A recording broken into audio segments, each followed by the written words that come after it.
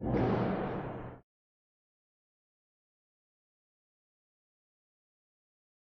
Student, आप सभी का आपका अपने यूट्यूब चैनल आमंत्रण क्लासेज में एक बार पुनः स्वागत है। तो आज के सेशन में हम लोग प्रस्तावना के लेक्चर 2 पर चलेंगे, जिसमें हम लोग प्रस्तावना के जो भारतीय संविधान की प्रस्तावना है उस प्रस्तावना में जो निहित दर्शन है उस दर्शन का हम लोग व्याख्या कर रहे हैं, विश्लेषण कर रहे हैं। तो क्लास की शुरुआत करने से पहले जो है सो आप जो डेली आपको सूचनाएं दी जाती है उसको आप एक बार सुन लें, समझ लें जो आपके लिए है, तो फिर हम आपके क्लास की शुरुआत कर देंगे। तो आपको जो आपका यूट्यूब चैनल है और आपका जो एक ऐप भी है आमंत्रण क्लासेज ऐप, इस दोनों पर आपको क्या क्या सुविधाएं मिलती है। तो इस पर आपके लिए राष्ट्रीय और अंतर्राष्ट्रीय समसामयिकी के क्लास का आयोजन होता है, जो प्रारंभिक परीक्षा और मुख्य परीक्षा दोनों के दृष्टिकोण से होता है। प्रारंभिक और मुख्य परीक्षा के लिए आपको टेस्ट सीरीज भी मिलेगा, उसका एनालिसिस मिलेगा और फिर उसका मॉडल आंसर भी दिया जाएगा। तीसरा, आपके लिए सामान्य अध्ययन के सभी विषयों का लेक्चर उपलब्ध होगा। अभी आपको पॉलिटी का मिल रहा है और बहुत जल्दी हिस्ट्री अन्य टॉपिक का भी मिलना शुरू हो जाएगा। और साथ ही साथ भूगोल और इतिहास ऑप्शनल पेपर का भी आपके लिए क्लास उपलब्ध कराया जाएगा और निबंध की कक्षाएं भी आपको मिलेगी। इस संदर्भ में आपके पास यदि कोई भी क्वेरी है तो आप ये मेरे मोबाइल नंबर, दूरभाष संख्या को नोट कर लें। इस पर आप हमसे बात कर सकते हैं, व्हाट्सएप कर सकते हैं। और ये टेलीग्राम चैनल है, आप इसे ज़रूर ज्वाइन कर लीजिए, क्योंकि इस पर क्लास से संबंधित time, class link, class PDF सभी कुछ आपको मिलता है। साथ ही साथ जैसे मैंने पहले ही कहा कि अब आप मेरा क्लास जो है मेरे अपने ऐप आमंत्रण क्लासेज ऐप पर भी देख सकते हैं। तो इस ऐप को आप दो तरीके से डाउनलोड कर सकते हैं। एक, डायरेक्ट इस ऐप के लिंक के थ्रू आप डाउनलोड कर सकते हैं, या दूसरा आप अपने मोबाइल के प्ले स्टोर में जाकर इस मोबाइल को ऐप को डाउनलोड कर लीजिए और सेव कर लीजिए, और फिर इस पे संबंधित जो क्लास होता है वो आपको मिलेगा। कई सारा पीडीएफ मैंने अपलोड किया है पॉलिटी और राज्य व्यवस्था का, तो टेलीग्राम पर भी मैंने पीडीएफ डाला है, ऐप पर भी डाला है, दोनों जगह से आप जाकर निकाल सकते हैं। और बहुत जल्दी मैं जो है सो बिहार पीसीएस के लिए, बहुत जल्दी बिहार पीसीएस के लिए जो है सो मैं कक्षाएं आयोजित करने जा रहा हूं। खासकर उसमें बिहार पीसीएस के लिए जो भूगोल की कक्षाएं हैं, भूगोल में जो वर्ल्ड ज्योग्राफी है वो, और दूसरा जो इंडियन ज्योग्राफी है वो, और साथ ही साथ जो इन्वायरमेंट और इकोलॉजी होता है इसका हम एक सीरीज लेकर आ रहे हैं बिहार पीसीएस के लिए। और उसमें क्या होगा कि प्रीवियस वर्षों के प्रश्न पत्र का हम एनालिसिस भी करेंगे और किस तरीके से प्रश्न आ सकते हैं, किस प्रश्न की संभावना बनती है, इन सारे चीज़ों पर हम चर्चा करेंगे। तो आप ज़रूर मोबाइल ऐप को डाउनलोड कर लीजिए और साथ ही यूट्यूब टेलीग्राम चैनल को और यूट्यूब चैनल को दोनों को सब्सक्राइब कर लीजिए, लाइक कर लीजिए, ताकि आपको क्लास से संबंधित जो नोटिफिकेशन है वो प्राप्त होते रहे। तो आइए आज के क्लास की हम लोग शुरुआत करते हैं। और जैसे मैंने पहले ही बताया था कि आज हम लोग भारतीय संविधान की जो प्रस्तावना है, प्रस्तावना में निहित दर्शन के ऊपर हम लोग चर्चा कर रहे हैं। प्रस्तावना में निहित जो फिलॉसफी है, दर्शन है, उस पर हम लोग चर्चा कर रहे हैं। तो आज के टॉपिक की शुरुआत करने से पहले हम ये जान लें कि इस टॉपिक में अभी तक हम लोगों ने क्या जान लिया है। तो अब तक प्रस्तावना वाले टॉपिक में हम लोगों ने क्या क्या जान लिया है। तो इस टॉपिक में हमने कल एक फ्रेमिंग की थी, उसके तहत सबसे पहले आप ये जान गए हैं कि प्रस्तावना क्या होता है, प्रस्तावना क्या होता है। सबसे पहले आप ये जान चुके हैं कि प्रस्तावना क्या होता है। दूसरा, आप ये भी जान चुके हैं कि जो प्रस्तावना है भारतीय संविधान का, इस प्रस्तावना का महत्व क्या है, प्रस्तावना का महत्व, इम्पोर्टेंस क्या है, ये भी आप जान चुके हैं। तीसरा, हम लोग प्रस्तावना में जो शब्द लिया गया है उस शब्द के दर्शन के ऊपर हम लोग हैं, शब्द के दर्शन पर। और प्रस्तावना में जो शब्द लिए गए उसके दर्शन की जो हम लोग व्याख्या कर रहे हैं, इसमें 3 शब्दों की व्याख्या हम लोग कर चुके हैं। सबसे पहले हम लोगों ने कल संप्रभुता क्या है और भारतीय संविधान के प्रस्तावना में संप्रभुता को जो लिया गया है किस रूप में है, उसका क्या अर्थ निकलता है।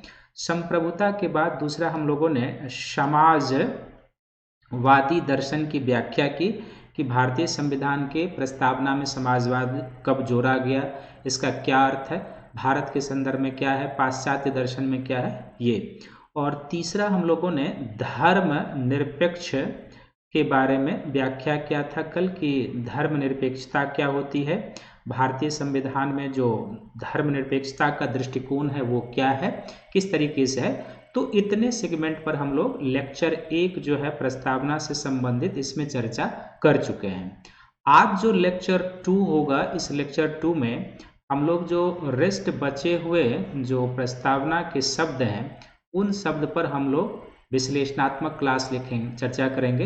तो जो लोग लेक्चर 1 को नहीं देखे हैं वो मेरे आमंत्रण क्लासेज ऐप पर भी जाकर देख सकते हैं, यूट्यूब पर भी देख सकते हैं। ऐप पर क्लियर क्वालिटी ज़्यादा मिलेगी, आप वहाँ पर भी जा सकते हैं, फ्री क्लासेज है, आप वहाँ पर देख सकते हैं।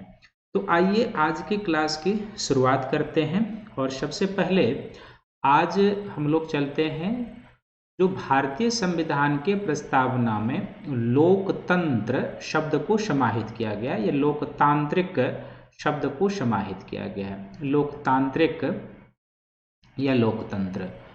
तो ये जो भारतीय संविधान के प्रस्तावना में समाहित है, इसकी जो हम लोग व्याख्या करेंगे, किस तरीके से करेंगे वो आप ध्यान से देखेंगे। तो सबसे पहले हम लोग लोकतंत्र का अर्थ क्या होता है, इसमें आपको ये जान लेना है। लोकतंत्र का अर्थ क्या है सभी को पता होगा।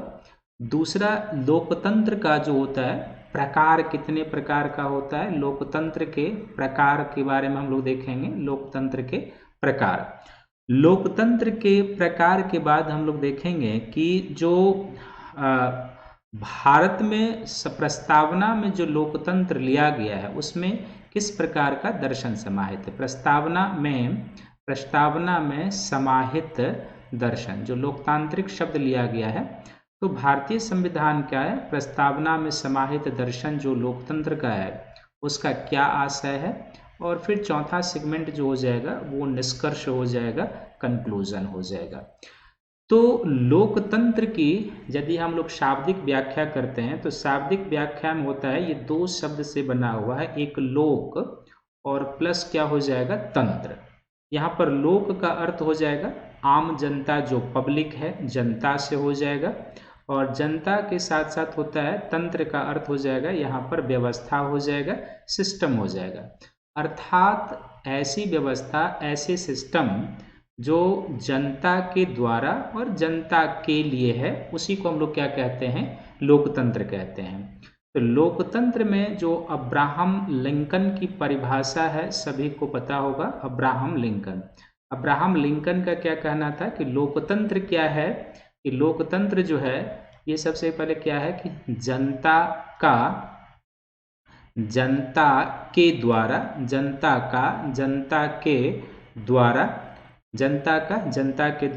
जनता के लिए शासन है। जनता के लिए क्या है, जनता के लिए शासन है, जनता के लिए शासन है। तो इसकी जो शाब्दिक व्याख्या निकलती है कि ऐसी शासन की प्रणाली जिसमें लोक की भूमिका महत्वपूर्ण हो, जनता की भूमिका महत्वपूर्ण हो, ऐसी व्यवस्था जिसका सृजन जनता के द्वारा होता है, जनता के तहत होता है और जनता के लिए होता है, ऐसे ही शासन प्रणाली को हम लोग क्या कहते हैं, लोकतंत्र कहते हैं। तो अब्राहम लिंकन कहते हैं कि लोकतंत्र एक ऐसी शासन प्रणाली है जो जनता का, यानी जनता का अपने लिए, जनता के द्वारा, उन्हीं के द्वारा चुना जाता है और जनता के लिए शासन प्रणाली है, ये लोकतंत्र है। संसार में जितनी भी शासन प्रणाली है, चाहे वो राजशाही हो, चाहे वो तानाशाही हो, चाहे वो लोकतांत्रिक हो, सब में सर्वोत्कृष्ट जो है लोकतांत्रिक शासन प्रणाली होती है। तो ऐसी व्यवस्था जिसमें लोक का महत्व हो, लोक के लिए हो, लोक के द्वारा चुना गया हो, वो क्या होता है, लोकतांत्रिक व्यवस्थाएं कहलाती है। ठीक है। और ये जो लोकतांत्रिक व्यवस्थाएं होती है, तो सबसे पहले जो लोकतंत्र का प्रकार होता है उस पर हम आपको लिए चलते हैं। तो जो लोकतंत्र का प्रकार होता है वो बेसिकली क्या होता है, लोकतंत्र के प्रकार। तो लोकतंत्र का जो प्रकार होता है, ये दो प्रकार के लोकतंत्र हमें विश्व में देखने को मिलते हैं। एक जो लोकतंत्र होता है उसको हम लोग क्या कहते हैं, प्रत्यक्ष लोकतंत्र कहते हैं, डायरेक्ट डेमोक्रेसी कहते हैं, प्रत्यक्ष लोकतंत्र। और दूसरा जो होता है उसको हम लोग क्या कहते हैं, अप्रत्यक्ष लोकतंत्र कहते हैं, इनडायरेक्ट डेमोक्रेसी कहते हैं, अप्रत्यक्ष लोकतंत्र। तो ये जो प्रत्यक्ष लोकतंत्र है, ये जो होता है प्रत्यक्ष लोकतंत्र, इसमें जनता अपनी शक्ति का इस्तेमाल प्रत्यक्ष रूप से करते हैं। ये ऐसी व्यवस्था होती है प्रत्यक्ष लोकतंत्र जिसमें जनता अपनी शक्ति का इस्तेमाल क्या करते हैं, जनता अपने शक्ति, अपने पावर का इस्तेमाल, जनता अपनी शक्ति का इस्तेमाल प्रत्यक्ष रूप से करते हैं। किस रूप में करते हैं, तो शक्ति का इस्तेमाल डायरेक्ट वे में करते हैं, शक्ति का इस्तेमाल प्रत्यक्ष रूप से करते हैं, प्रत्यक्ष रूप से। अब आपको लग रहा होगा कि प्रत्यक्ष रूप से जनता शक्ति का इस्तेमाल कैसे कर सकती है। तो जैसे कि इस तरीके की जो शासन प्रणाली है प्रत्यक्ष लोकतंत्र में, इस तरीके की शासन प्रणाली आपको अभी भी वर्तमान समय में स्विट्जरलैंड में देखने को मिलेगा। स्विट्जरलैंड में इसी प्रकार की शासन प्रणाली आपको देखने को मिलेगी। तो ऐसी शासन प्रणाली जिसमें जनता अपनी शक्ति का इस्तेमाल प्रत्यक्ष रूप से करती है, उसको हम लोग क्या कहते हैं, प्रत्यक्ष लोकतंत्र। प्रत्यक्ष लोकतंत्र जो है इसका 4 आधार है। प्रत्यक्ष लोकतंत्र का क्या है, 4 आधार है।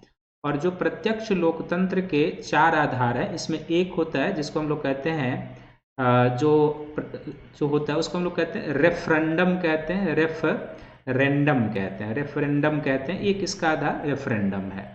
दूसरा जिसका आधार है वो है इनिशिएटिव। दूसरा जिसका आधार है इनिशिएटिव है। तीसरा जिसका आधार है, जैसे होता है कि प्रत्याशी को वापस बुलाना, तीसरा जिसका आधार है, एक शब्द में इसको कहेंगे तो रिकॉल है। और चौथा जो इसका आधार है उसको कहते हैं जनमत संग्रह, या आप क्या कह सकते हैं, प्लेबिसाइट कह सकते हैं, जनमत संग्रह। तो जनमत संग्रह, ये जो है प्रत्यक्ष लोकतंत्र के 4 आधार है। रेफरेंडम जिसमें जनता खुद पार्टिसिपेट करती है, वोटिंग करती है। इनिशिएटिव शुरुआत, रिकॉल यानी कि प्रत्याशी को वापस बुला लेना, अपने द्वारा निर्वाचित प्रत्याशी को वापस कर लेना रिकॉल कहलाता है। कई बार आप भारतीय समाचार पत्रों में भी सुनते होंगे कि पंचायत के प्रतिनिधि को वहां के जनता ने ग्राम सभा की बैठक बुलाकर वापस कर लिया है, रिकॉल कर लिया है। तो इसमें जनता डायरेक्ट भाग ले रही है। और फिर जनमत संग्रह होता है कि कोई भी जनता के सरकार कुछ करना चाह रही है तो वो एक जनमत संग्रह करा लेगी कि क्या सरकार को ये लागू करना चाहिए या नहीं लागू करना चाहिए। जैसे कई बार आप देखते हैं कि एक तौर से जो दिल्ली में केजरीवाल की सरकार है, पहले वो कर लेते थे कि कोई भी काम शुरू कर रहे हैं तो हम पब्लिक से पूछेंगे कि वो काम करे या नहीं। तो एक ओपिनियन पोल हो जाता है, तो उसे जनमत संग्रह हम लोग कहते हैं। तो ये प्रत्यक्ष लोकतंत्र का आधार होता है। लेकिन जो अप्रत्यक्ष लोकतंत्र होता है, इस अप्रत्यक्ष लोकतंत्र में क्या होता है कि जनता प्रत्यक्ष रूप से इसमें पार्टिसिपेट नहीं करती है। जनता क्या है, जनता प्रत्यक्ष रूप से भाग नहीं लेती, जनता प्रत्यक्ष रूप से भाग नहीं लेती है। कैसे लेती है, अब ये आपको जानना है। तो जब जनता इसमें प्रत्यक्ष रूप से भाग नहीं लेती है तो जाहिर सी बात है कि जनता अपने प्रतिनिधि का चुनाव करते हैं। किसका चुनाव करते हैं, जनता अपने प्रतिनिधि का चुनाव करते हैं। प्रतिनिधि का चुनाव, जनता क्या करते हैं, अपने प्रतिनिधि का चुनाव करते हैं। जैसे हमारे यहाँ होता है कि हम लोग देखते हैं कि लोकसभा का चुनाव होता है, विधानसभा का चुनाव होता है, उसमें हम लोग अपने प्रतिनिधि को चुनते हैं और अपने चुने हुए प्रतिनिधि के द्वारा क्या होता है, अपने चुने हुए प्रतिनिधि के द्वारा वो भाग लेते हैं। अपने चुने हुए प्रतिनिधि के द्वारा क्या होते हैं कि जो है सो शासित होते हैं। अपने चुने हुए प्रतिनिधि के द्वारा शासित होते हैं। चुने हुए प्रतिनिधि के द्वारा क्या होते हैं, शासित होते हैं। या सर्वोच्च शक्ति, इसका अर्थ यह है कि अब ये जो चुने हुए प्रतिनिधि हैं इनके द्वारा जो शासित होते हैं, ये जनता के शक्ति का इस्तेमाल करते हैं और जनता के शक्ति का इस्तेमाल कर वो क्या करते हैं, कानून का निर्माण करते हैं। तो ऐसी जो व्यवस्था होती है ना, जनता के प्रतिनिधि के रूप में ये काम करते हैं। हमारे यहाँ या अप्रत्यक्ष लोकतंत्र में जो प्रतिनिधि, चुने हुए प्रतिनिधि होते हैं, किनके रूप में काम करते हैं, तो ऐसे चुने हुए प्रतिनिधि जनता के प्रतिनिधि के रूप में काम करते हैं। पब्लिक के रिप्रेजेंटेटिव, प्रतिनिधि के रूप में कार्य करते हैं। प्रतिनिधि के रूप में अपने यहाँ के लोकतांत्रिक प्रणाली को याद कीजिए और तब आपको ये समझ आएगा। क्या हम लोग डायरेक्ट कानून निर्माण में भाग लेते हैं? क्या डायरेक्ट हम कोई कानून में सहयोग कर भाग लेते हैं? नहीं लेते हैं। हमारे द्वारा जो चुने हुए प्रतिनिधि होते हैं वो विधायिका का गठन करते हैं और कार्यपालिका बनाई जाती है। उस कार्यपालिका की जो सरकार होती है वो कानून बनाती है। तो हम लोग अप्रत्यक्ष रूप से इस प्रक्रिया में भाग लेते हैं, लेकिन इसकी पूरी बागडोर अप्रत्यक्ष लोकतंत्र की जो बागडोर होती है उसके पास होती है, जनता के पास होती है, क्योंकि वो मतदान के माध्यम से अपने प्रतिनिधि का चुनाव करते हैं। और इसलिए इस प्रकार की जो शासन व्यवस्था होती है और प्रत्यक्ष जो शासन व्यवस्था होती है, इसको हम लोग क्या कहते हैं, प्रतिनिधि लोकतंत्र के नाम से भी जाना जाता है। इसे और क्या कहते हैं, तो इसे हम प्रतिनिधि लोकतंत्र कहते हैं। इस तरीके की व्यवस्था को क्या कहते हैं, प्रतिनिधि लोकतंत्र। और अब ये जो प्रतिनिधि लोकतंत्र होता है ये क्या होता है, दो प्रकार का होता है। जो प्रतिनिधि लोकतंत्र होता है ये क्या होता है, दो प्रकार का होता है। इसमें एक होता है जिसको हम लोग कहते हैं अध्यक्षात्मक व्यवस्था वाली, अध्यक्षात्मक लोकतंत्र होता है, अध्यक्षात्मक लोकतंत्र। और दूसरा जो होता है वो कौन सा होता है, संसदीय लोकतंत्र होता है, संसदीय लोकतंत्र। तो जो प्रतिनिधि लोकतंत्र होता है वो क्या होता है, दो प्रकार का होता है। एक होता है अध्यक्षात्मक लोकतंत्र और दूसरा क्या होता है, संसदीय लोकतंत्र होता है, संसदीय लोकतंत्र। तो अध्यक्षात्मक लोकतंत्र जो होता है इसमें यह व्यवस्था राष्ट्रपति के अधीन होती है। किसके अधीन होती है, राष्ट्रपति के अधीन। यहाँ पर राष्ट्रपति प्रमुख होते हैं, राष्ट्रपति के अधीन होता है या राष्ट्रपति प्रमुख होते हैं। और इस तरह की लोकतांत्रिक व्यवस्था का सर्वश्रेष्ठ उदाहरण कौन सा है, तो यूनाइटेड स्टेट ऑफ अमेरिका। क्या आपने अमेरिका में कभी प्रधानमंत्री का नाम सुना है, नहीं सुना होगा। वहां पर आप राष्ट्रपति और उपराष्ट्रपति का नाम सुनते हैं। तो अध्यक्षात्मक लोकतंत्र में राष्ट्रपति के अधीन व्यवस्था काम करती है। इसका बेस्ट एग्जाम्पल जो है वो कौन सा है, यूएस है। और संसदीय लोकतंत्र में क्या होता है, इसको हम अगले पेज पर ले जाते हैं। तो संसदीय लोकतंत्र में क्या होता है कि प्रधानमंत्री के अधीन, संसदीय लोकतंत्र में क्या होता है कि प्रधानमंत्री के अधीन जो होता है, प्रधानमंत्री के अधीन जो होता है मंत्रिमंडल कार्य करता है। प्रधानमंत्री के अधीन मंत्रिमंडल, प्रधानमंत्री के अधीन मंत्रिमंडल और कार्यपालिका काम करती है। प्रधानमंत्री के अधीन मंत्रिमंडल या जो कार्यपालिका होती है सरकार की, कार्यपालिका कार्य करती है। कार्यपालिका क्या करती है, कार्य करती है। तो इस प्रकार की व्यवस्था को जो है वो हम लोग क्या कहते हैं, संसदीय लोकतंत्र। तो अब जाहिर सी बात है कि अपने यहाँ आप देखें कि भारत में जो राष्ट्रपति प्रमुख होते हैं या प्रधानमंत्री, तो हमारे यहाँ क्या है कि लोकतंत्र की संसदीय प्रणाली को अपनाया गया है। हमारे यहाँ किसको अपनाया गया है, संसदीय प्रणाली को अपनाया गया है। तो सबसे पहली बात क्या है कि अब भारतीय संविधान में जो लोकतंत्रात्मक व्यवस्था को लिया गया है, भारतीय प्रस्तावना में लोकतंत्र, भारतीय प्रस्तावना में लोकतंत्र। तो भारतीय प्रस्तावना में जो लोकतंत्र है, अब इसका अर्थ क्या निकलता है कि हमारे प्रस्तावना में जो लोकतंत्र है उसका दर्शन जो है, उसका मूल व्यवस्था क्या है, तो हमारे यहाँ प्रतिनिधि लोकतंत्र को अपनाया गया है।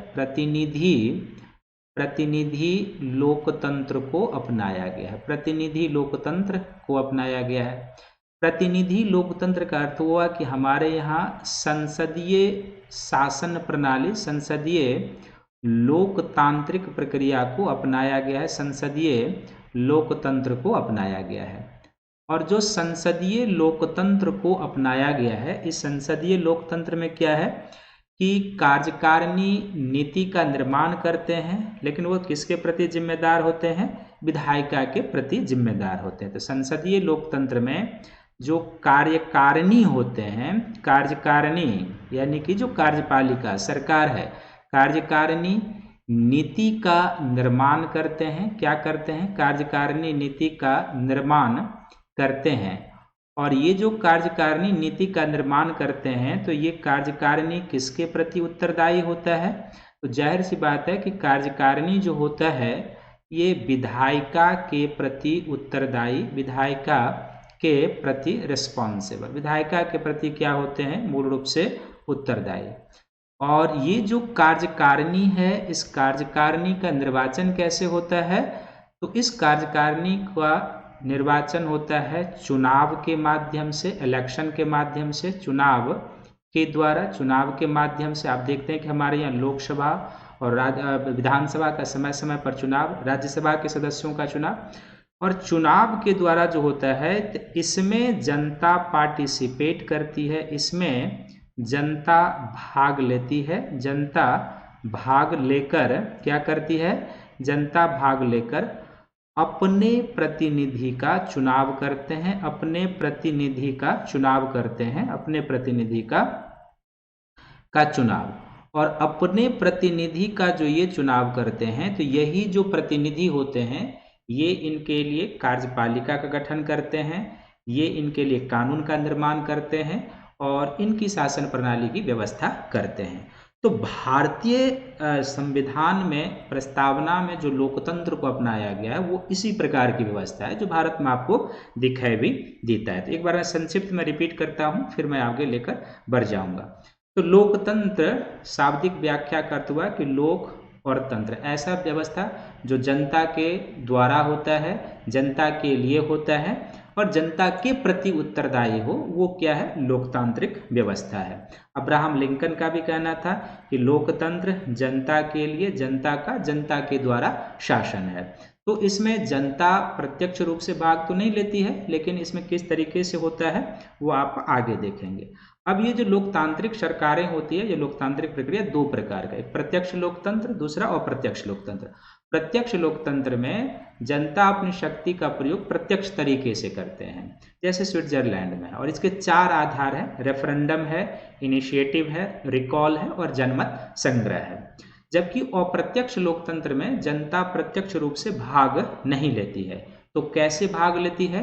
तो जनता अपने प्रतिनिधि का चुनाव करते हैं और अपने चुने हुए प्रतिनिधि के द्वारा शासित होते हैं। ये चुने हुए प्रतिनिधि इनके लिए कानून का निर्माण करते हैं और फिर वो कानून कार्यपालिका बनाती है जो विधायिका के प्रति उत्तरदायी है। और जनता के प्रतिनिधि के रूप में ये क्या होते हैं? जनता के प्रतिनिधि होने के कारण क्या होता है कि अप्रत्यक्ष लोकतंत्र को प्रतिनिधि लोकतंत्र के रूप में जाना जाता है, रिप्रेजेंटेटिव डेमोक्रेसी कहते हैं।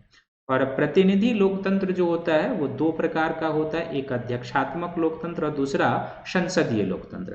तो जो अध्यक्षात्मक लोकतंत्र होता है वह राष्ट्रपति के अधीन काम करता है, प्रेसिडेंशियल सिस्टम होता है जैसे अमेरिका में है।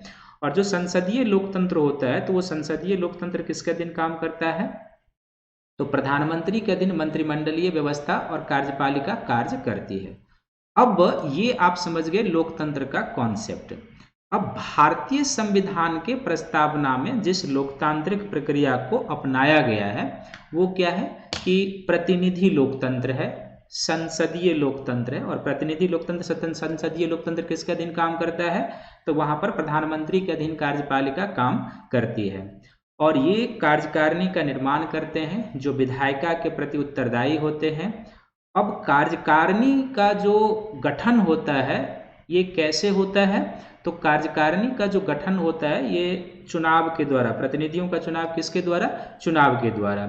और ये इस चुनाव में जनता भाग लेकर डेमोक्रेटिक पर्व को सेलिब्रेट करती है, उसमें भाग लेकर अपने प्रतिनिधि का चुनाव करते हैं। इस तरीके से भारतीय लोकतंत्र के जो अब प्रमुख अभिलक्षण हो जाएंगे, यानी कि भारत में जिस प्रस्तावना में जिस लोकतांत्रिक प्रणाली को अपनाया गया है, तो भारतीय लोकतंत्र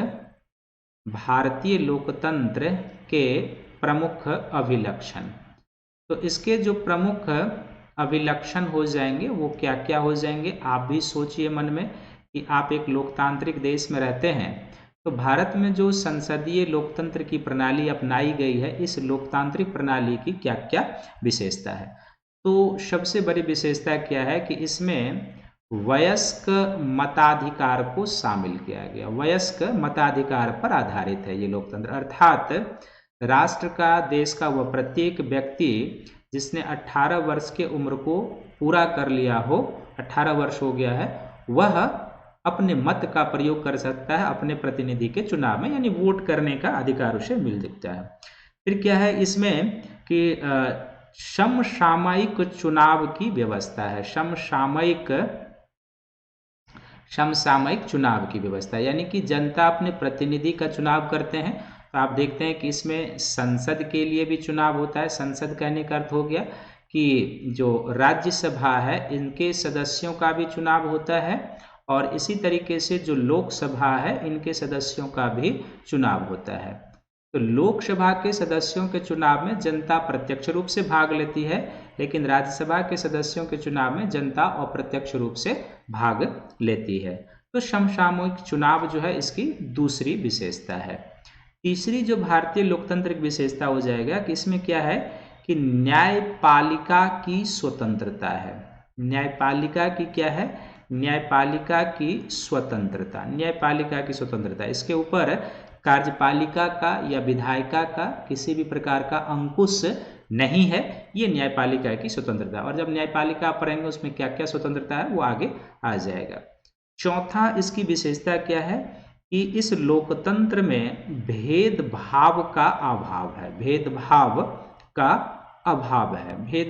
अभाव है। ये वैसे सैद्धांतिक रूप से है, व्यावहारिक रूप से कुछ और है।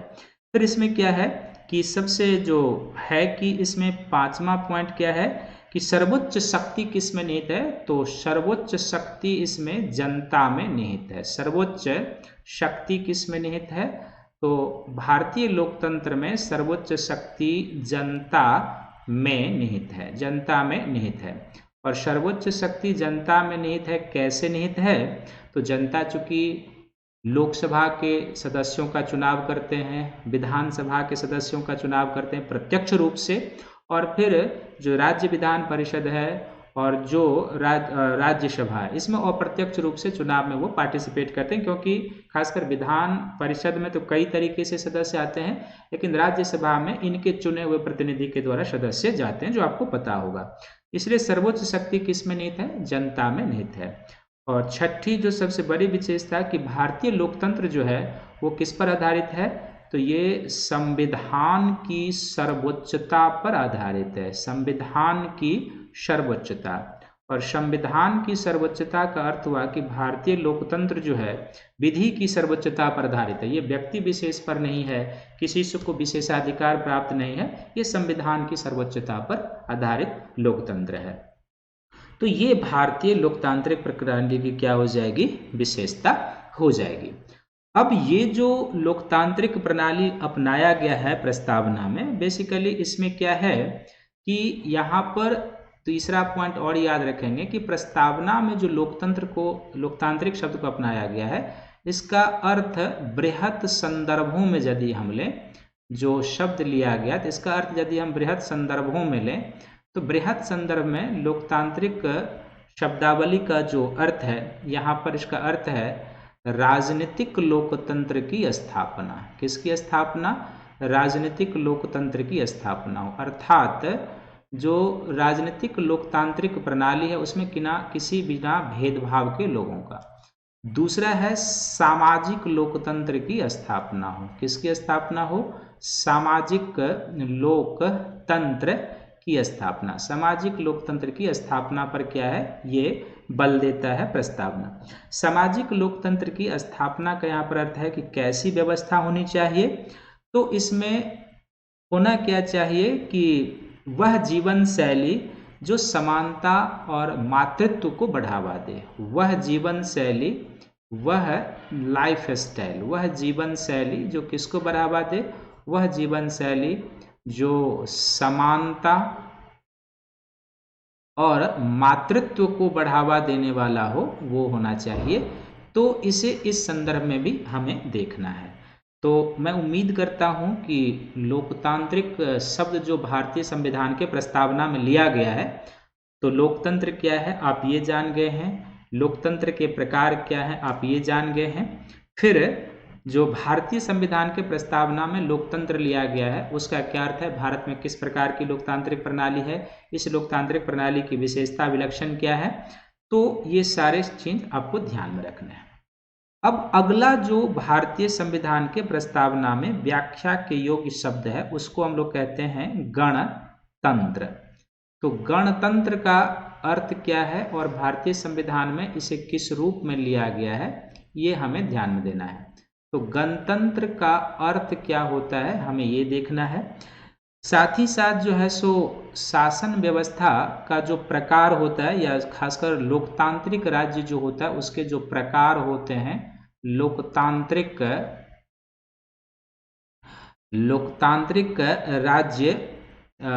राज्य व्यवस्था। तो लोकतांत्रिक राज्य व्यवस्था को दो संदर्भों में देखेंगे और फिर जो गणतंत्र है ये भारत के संदर्भ में या भारत के संविधान के प्रस्तावना में जो लिया गया है उसमें किस रूप में है, हमें उसे किस रूप में समझना चाहिए, ये हम देखेंगे।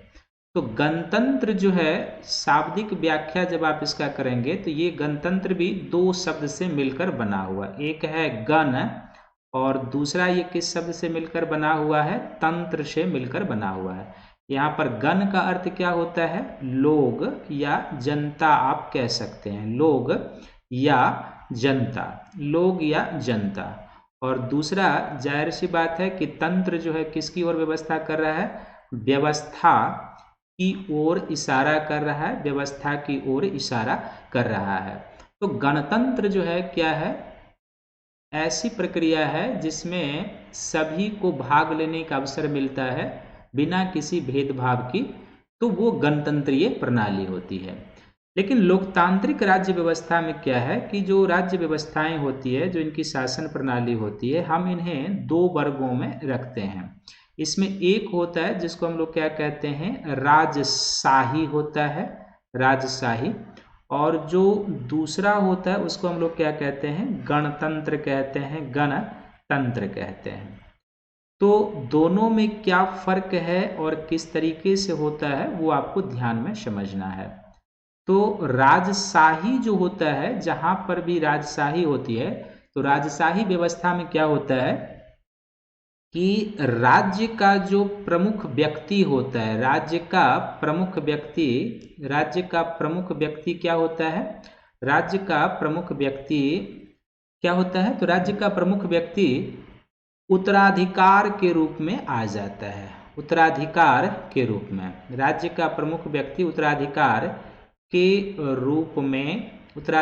के रूप में, तो इसका अर्थ ये हुआ कि राजशाही में जो होता है उत्तराधिकार के रूप में, तो यहाँ पर चाहे राजा हो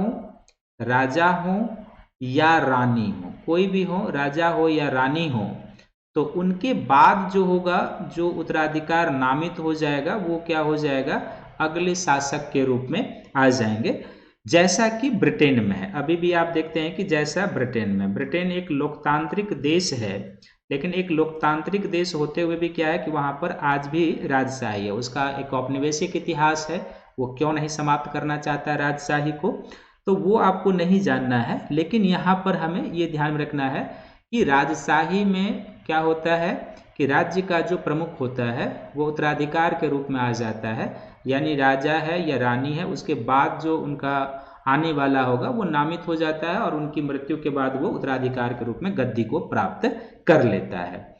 तो यहाँ पर इसमें जनता को पार्टिसिपेट करने का अवसर नहीं मिलता है। लेकिन जो गणतंत्रीय प्रणाली होती है, तो गणतंत्रीय प्रणाली में क्या होता है कि राष्ट्र के प्रमुख का जो चुनाव होता है, इसमें राष्ट्र के प्रमुख का क्या होता है, चुनाव होता है। गणतंत्रीय प्रणाली में राष्ट्र के प्रमुख का चुनाव होता है। आप ध्यान से देखेंगे और भारत की व्यवस्था को आज के संदर्भ में समझेंगे।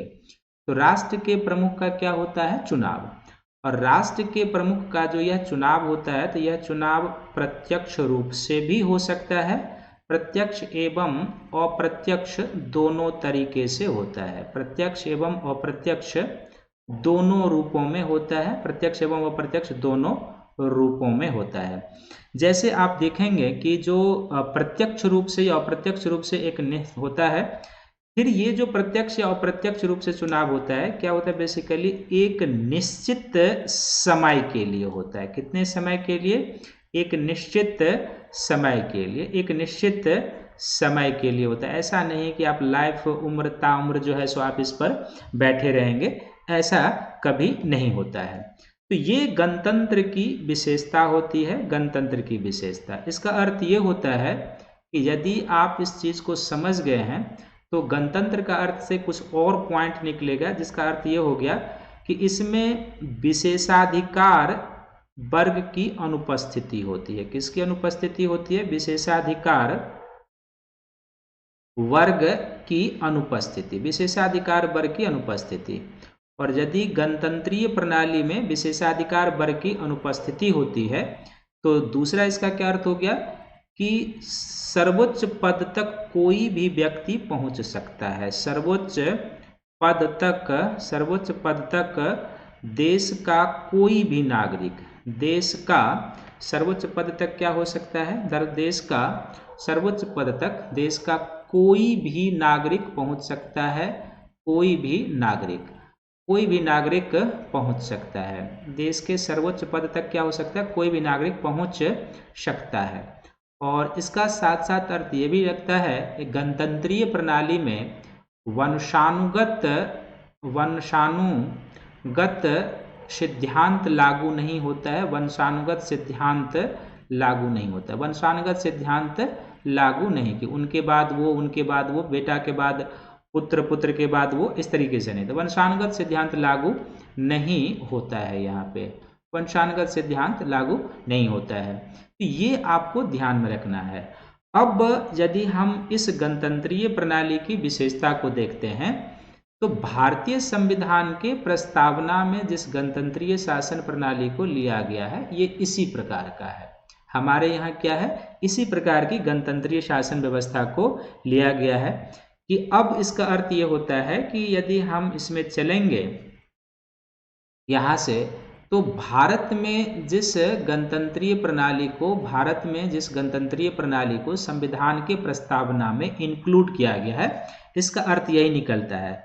इसका अर्थ क्या निकलता है कि भारत के राष्ट्र का जो प्रमुख होगा उसका चुनाव होगा। दूसरा क्या अर्थ निकलता है कि यह चुनाव प्रत्यक्ष या अप्रत्यक्ष रूप से, लेकिन हमारे यहाँ ये चुनाव क्या होता है, राष्ट्रपति का चुनाव अप्रत्यक्ष रूप से होता है। जनता इसमें प्रत्यक्ष रूप से भाग नहीं लेते हैं।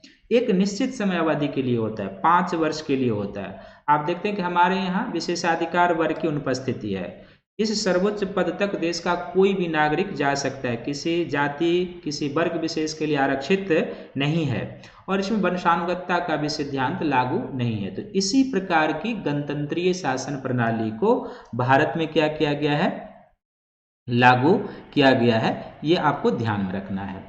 और इसका अर्थ ये निकल गया, जो पॉइंट मैंने बता दिया, तो इसका अर्थ ये निकल गया कि अब भारतीय गणतंत्र का जो प्रमुख होगा उसका क्या होता है, भारतीय गणतंत्र के प्रमुख का, भारतीय गणतंत्र के प्रमुख का क्या होता है, प्रमुख का चुनाव होता है। भारतीय गणतंत्र के प्रमुख का क्या होता है, चुनाव होता है। इलेक्शन के माध्यम से क्या होता है, चुनाव होता है। ये आपको ध्यान में रखना है। चुनाव के जरिए क्या होता है और वो तब आते हैं। ये चुनाव कितने समय के लिए होता है, तो सभी को पता है कि ये चुनाव 5 वर्ष के लिए होता है। हमारे महामहिम का चुनाव जो होता है कितने समय के लिए होता है, 5 वर्ष के लिए होता है। हमारे गणतंत्रीय शासन प्रणाली में इसका अर्थ ये भी निकलता है कि राजनीतिक प्रभुसत्ता किसी व्यक्ति में नहीं बल्कि लोगों के हाथ में है। इसका अर्थ ये भी निकलता है कि जो पॉलिटिकल सोवर्जिनिटी है, राजनीतिक राजनीतिक प्रभुसत्ता, जो राजनीतिक प्रभुसत्ता है वो क्या है, किसी व्यक्ति विशेष में नहीं। राजनीतिक प्रभुसत्ता किसी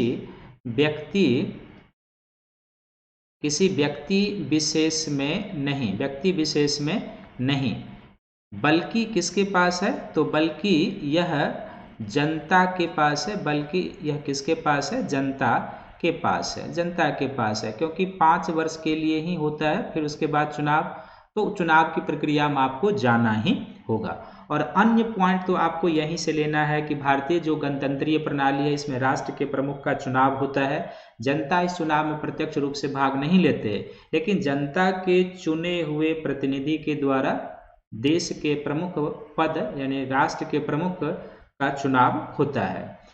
एक निश्चित समय अवधि के लिए होता है। इसमें विशेषाधिकार वर्ग की अनुपस्थिति है। देश के सर्वोच्च पद तक कोई भी व्यक्ति जा सकता है। वंशानुगतता का सिद्धांत नहीं लागू होता है। ये हमारे गणतंत्र की विशेषता है और इसी प्रकार की गणतंत्रीय प्रणाली को भारतीय संविधान में क्या किया गया है, अपनाया गया है। नेक्स्ट जो अब शब्दावली हो जाएगा व्याख्या की ओर, वो क्या है, न्याय की भावना। तो भारतीय संविधान के प्रस्तावना में एक न्याय शब्द को लिया गया है और यहाँ पर जो न्याय शब्द को लिया गया है, ये बेसिकली क्या है कि संविधान के प्रस्तावना में जो न्याय शब्द लिया गया है, ये 3 संदर्भों में लिया गया है या इसकी 3 संदर्भों में व्याख्या की जाती है। इसका एक संदर्भ होता है कि भारत में राजनीतिक न्याय स्थापित होना चाहिए। सरकार का यह काम है कि वह राजनीतिक न्याय स्थापित करे। तो एक इसमें राजनीतिक न्याय की भावना है। दूसरा इसमें क्या है, तो दूसरा इसमें सामाजिक न्याय की भावना समाहित है। सामाजिक न्याय, सोशल जस्टिस की भावना समाहित है, सामाजिक न्याय की भावना। और तीसरा जो न्याय की भावना है वो इसमें कौन सा है, तो आर्थिक न्याय की भावना इसमें समाहित है। आर्थिक न्याय की भावना समाहित है।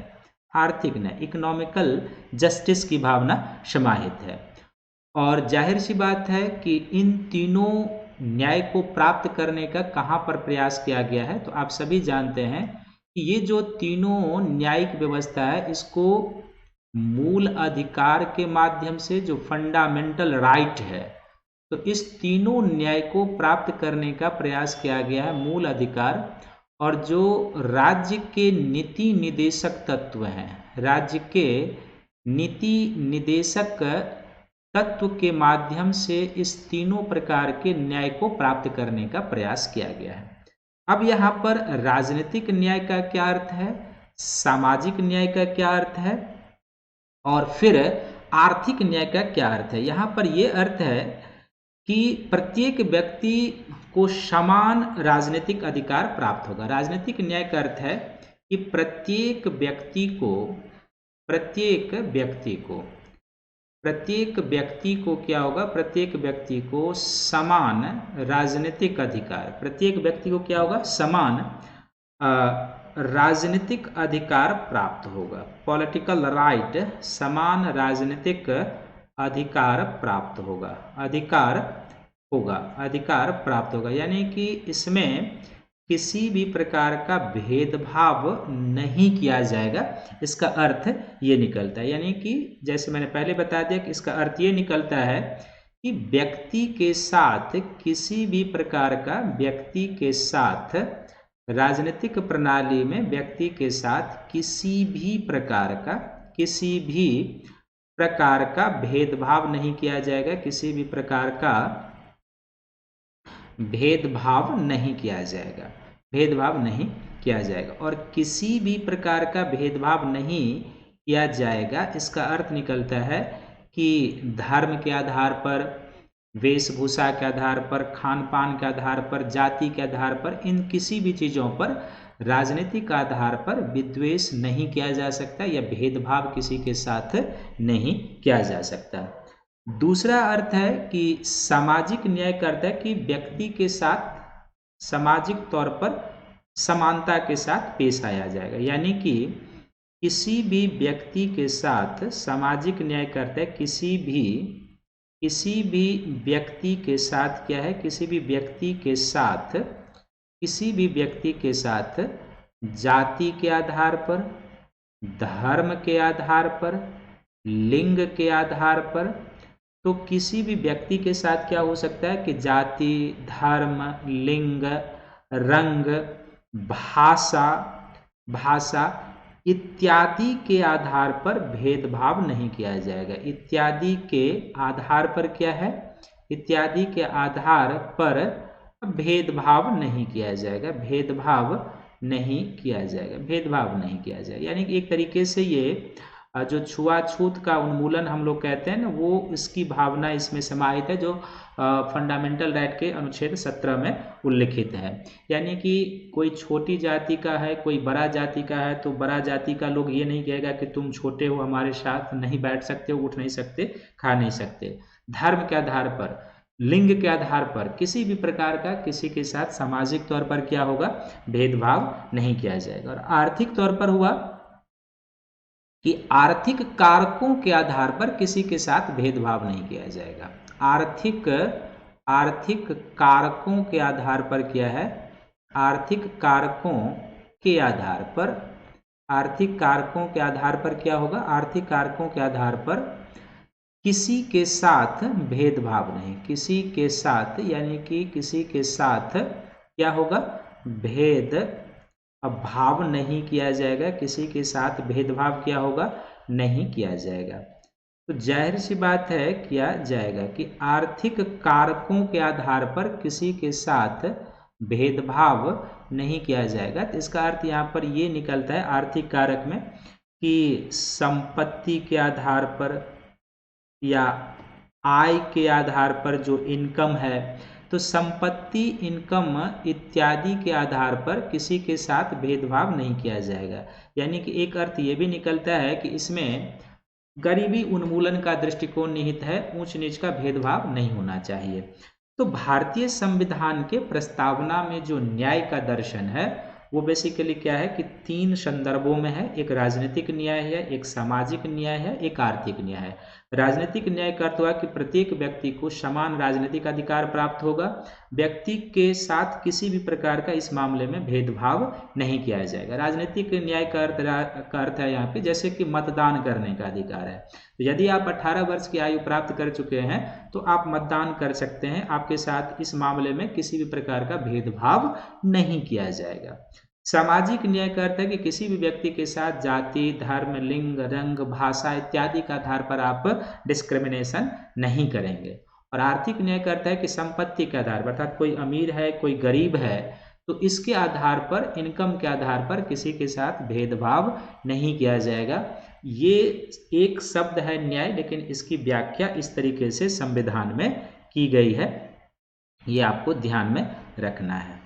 फिर जो अगला व्याख्या के योग्य शब्द है वो कौन सा है, तो स्वतंत्रता।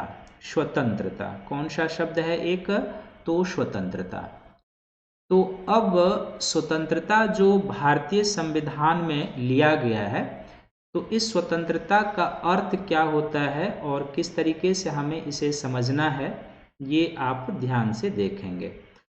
तो स्वतंत्रता का जो अर्थ होता है, ये अर्थ ये होता है कि व्यक्ति के गतिविधियों पर किसी भी प्रकार का अंकुश नहीं होगा। इसका अर्थ ये होगा, इसका अर्थ ये है कि व्यक्ति के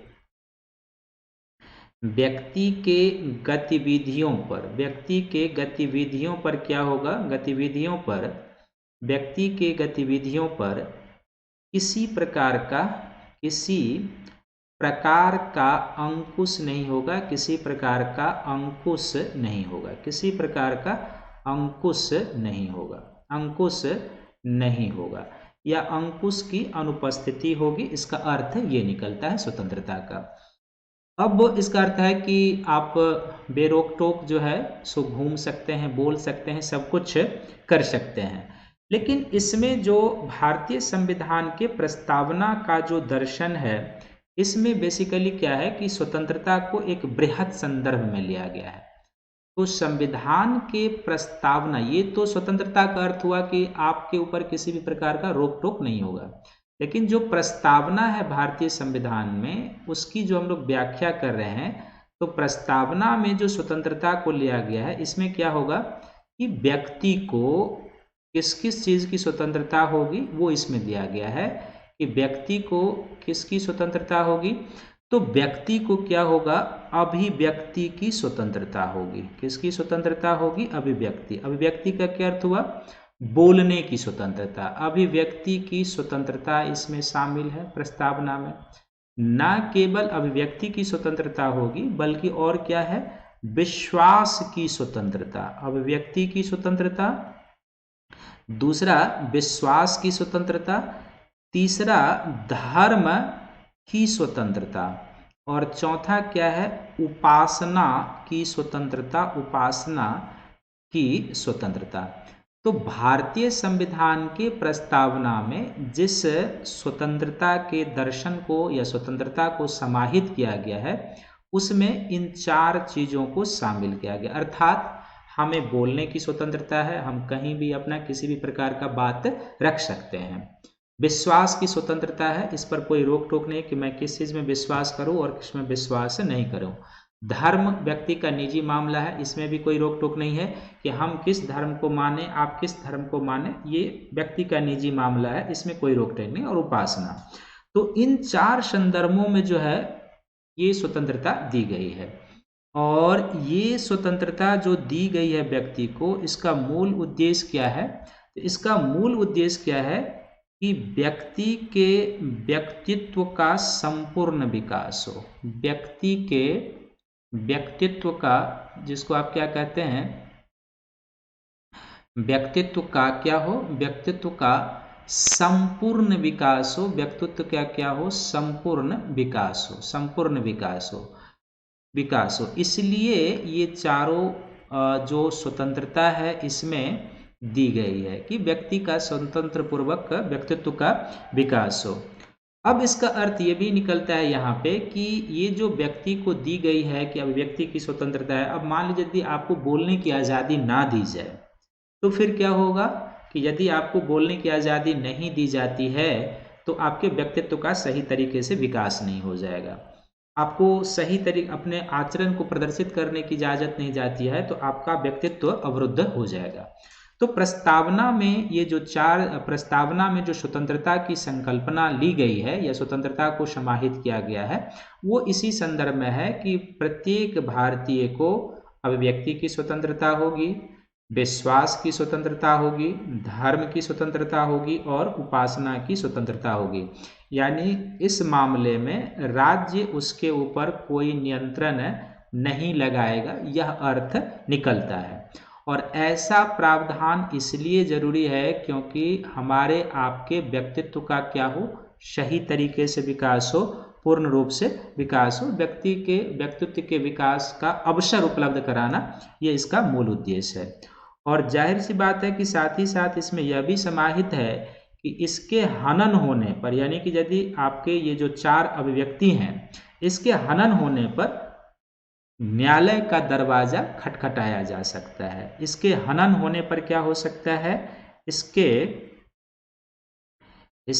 हनन होने पर क्या हो सकता है, इसके हनन होने पर कानून का सहारा लिया जा सकता है। कानून का सहारा आप ले सकते हैं, कानून का सहारा लिया जा सकता है, कानून का सहारा लिया जा सकता है। जैसे हमारे मौलिक अधिकारों के एक तरीके से ये क्या हो गया, ये जो अभिव्यक्ति की स्वतंत्रता है, जो विश्वास की स्वतंत्रता है, जो धर्म की स्वतंत्रता है और जो उपासना की स्वतंत्रता है, इसको प्राप्त करने का प्रयास कहाँ पर किया गया है, तो इन चारों को प्राप्त करने का प्रयास किया गया है मौलिक अधिकार में।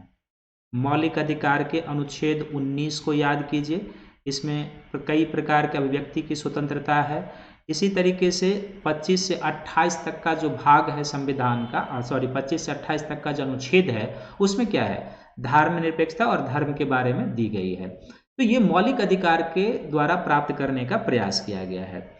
और मौलिक अधिकार के द्वारा प्राप्त करने का प्रयास किया गया है, तो संविधान ये कहता है और हम लोग ये जानते हैं कि यदि हमारे मौलिक अधिकारों का हनन होता है तो हम क्या कर सकते हैं, न्यायालय का दरवाजा खटखटा सकते हैं, क्योंकि मौलिक अधिकार क्या है, जुडिसेबल है। तो यदि हमारे मौलिक अधिकारों का हनन होता है, क्या होता है, यदि हमारे मौलिक अधिकारों का हनन होता है, अधिकारों का हनन होता है तो फिर क्या हो सकता है, हनन होता है तो हम कहाँ जा सकते हैं, न्यायालय जा सकते हैं, कानून का सहारा ले सकते हैं। तो हम कहाँ जा सकते हैं, मौलिक अधिकारों के हनन होने पर हम या तो सर्वोच्च न्यायालय जा सकते हैं, या फिर हम कहाँ पर जा सकते हैं, उच्च न्यायालय भी जा सकते हैं, उच्च न्यायालय भी जा सकते हैं। दोनों को रिट याचिका निकालने का अधिकार है। सर्वोच्च न्यायालय को आर्टिकल 32 के तहत और उच्च न्यायालय को अनुच्छेद 226 के तहत जो है रिट याचिका निकालने का अधिकार है। देखिए कैसे चीजें एक दूसरे से लिंक होती है, ये समझ पाएंगे तभी आप अच्छा लिख पाएंगे। तो सबसे पहले क्या है कि स्वतंत्रता क्या है, तो स्वतंत्रता का अर्थ होता है कि व्यक्ति के गतिविधियों पर, उसके आचरण पर किसी भी प्रकार का रोक टोक नहीं होना स्वतंत्रता है। स्वतंत्र रूप से घूमने का, स्वतंत्र रूप से अभिव्यक्ति करने का, ये स्वतंत्रता का अर्थ। अब भारतीय संविधान के प्रस्तावना में जिस स्वतंत्रता के दर्शन को समाहित किया गया है उसमें 4 प्रकार की स्वतंत्रता निहित है। अभिव्यक्ति की स्वतंत्रता, यानी कहीं पर भी बोलने घूमने फिरने की स्वतंत्रता, आपको विश्वास की स्वतंत्रता है, धर्म मानने की स्वतंत्रता है और उपासना की स्वतंत्रता है। और ये जो चारों स्वतंत्रता दिया गया है व्यक्ति को, ये क्यों दिया गया है, तो ये इसलिए दिया गया है ताकि हमारे आपके व्यक्तित्व का सही तरीके से विकास हो, व्यक्तित्व के विकास के लिए पूर्ण अवसर मिले, इसके लिए दिया गया है।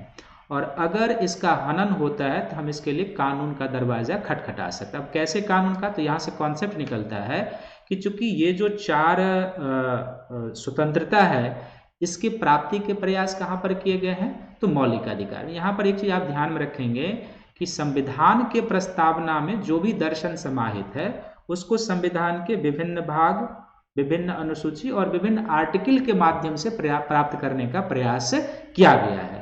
तो यहाँ पर ये जो चारों चीजें हैं कहाँ पर है, मौलिक अधिकार के माध्यम से प्राप्त करने का प्रयास किया गया है।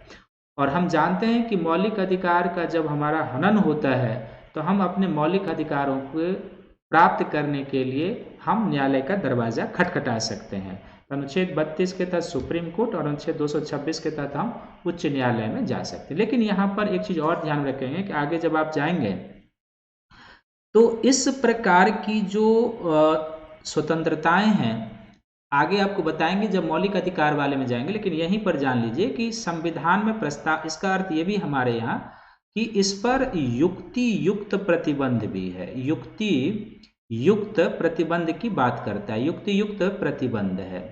कैसे कॉन्सेप्ट सब है ये ध्यान से देखिए, युक्ति युक्त प्रतिबंध है इस पर। तो युक्ति युक्त प्रतिबंध का अर्थ है, ये युक्ति युक्त प्रतिबंध कौन लगा सकता है, राज्य लगा सकता है। इसका अर्थ ये हुआ, अर्थात आपके अभिव्यक्ति से किसी अन्य धर्म के मानने वाले लोगों के भावनाओं का आहत होता है, यानी कि आपके विचार से, आपके अभिव्यक्ति से यदि देश में किसी भी प्रकार का सांप्रदायिक सौहार्द बिगड़ता है, या आप अपने अभिव्यक्ति और विचार के माध्यम से सांप्रदायिक सौहार्द बिगाड़ने का प्रयास करते हैं एक, या अगर आपके अभिव्यक्ति और आचरण से राष्ट्र की एकता और अखंडता प्रभावित होती है, तो भारत का कई विदेशों के साथ संबंध खराब होने की स्थिति होती है, तो आपके इस स्वतंत्रता के ऊपर युक्ति युक्त प्रतिबंध लगाया जा सकता है। तो युक्ति युक्त प्रतिबंध लगाया जा सकता है किस स्थिति में लगाया जा सकता है, कि यदि किसी व्यक्ति को जो ये अधिकार प्राप्त है अभिव्यक्ति, विश्वास, धर्म और उपासना की, तो उसके यदि अभिव्यक्ति और आचरण के कारण सांप्रदायिक सौहार्द बिगड़ता है, कम्युनल हार्मोनी, सांप्रदायिक सौहार्द बिगड़ता है, कम्युनल हार्मोनी क्या होता है, बिगड़ता है। एक इस स्थिति में लगाया जा सकता है युक्ति युक्त प्रतिबंध, पहला। दूसरा कब लगाया जा सकता है, तो दूसरा लगाया जा सकता है कि यदि आपके इस आचरण से राष्ट्र की एकता और अखंडता प्रभावित होती है। राष्ट्र की एकता और अखंडता प्रभावित होती है। एकता और अखंडता प्रभावित होती है तो भी आपके इन आचरणों पर क्या होती है, युक्तियुक्त प्रतिबंध लगाया जा सकता है। संविधान इसकी भी बात करता है, प्रभावित होता है। और तीसरा ये भी है कि यदि भारत का आपके या किसी व्यक्ति के आचरण से किसी देश के साथ संबंध खराब होने की स्थिति आती है, किसी देश के साथ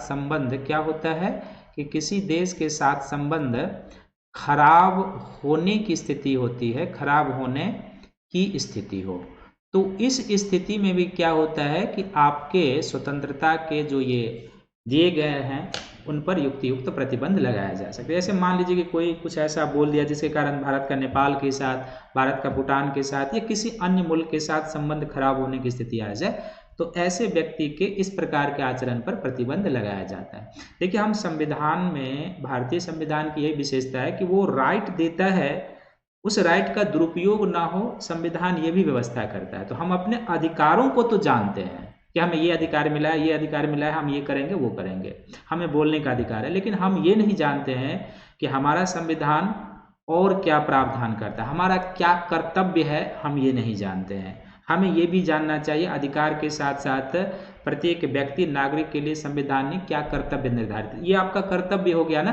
कि हमारा आचरण ऐसा होना चाहिए, यानी कि हमारी जो अभिव्यक्ति है, हमारा जो विश्वास है, हमारा जो धर्म है, ये इस तरीके का आचरण होना चाहिए जिससे कि कम्युनल हार्मोनी बिगड़े नहीं। तो ये हमारा ड्यूटीज हो गया ना, हमारा आचरण ऐसा होना चाहिए जिससे राष्ट्र की एकता और अखंडता प्रभावित ना हो, ये हमारी ड्यूटीज होनी चाहिए। हमारा आचरण ऐसा होना चाहिए जिससे भारत का किसी अन्य देशों के साथ संबंध खराब ना हो, ये हमारी ड्यूटीज है, ये कहता है संविधान।